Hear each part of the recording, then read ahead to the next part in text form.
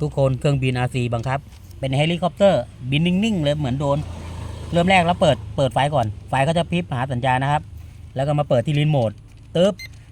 โยกเดินหน้าไปทีนึงแล้วก็ค้างลงหลังแต่เนี้ยเขาจะหาสัญญาณพอไฟค้างแสดงว่าเขาเชื่อมต่อกันแล้วสตาร์ท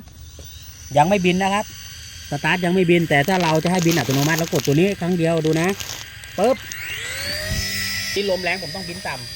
ำตู้ลมไม่ไหวทุกคน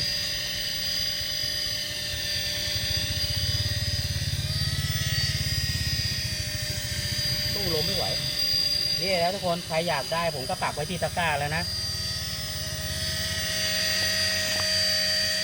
เห็นได้ชัดไหมหนูโอเคนะทุกคนนะที่ตะกร้าด้านล่างนะครับบินนิ่งๆทุกคนสูงได้ต่ำได้เอาสูงต่ำเลี้ยวได้ครับเดินหน้ามาทั้งมิวนะครับ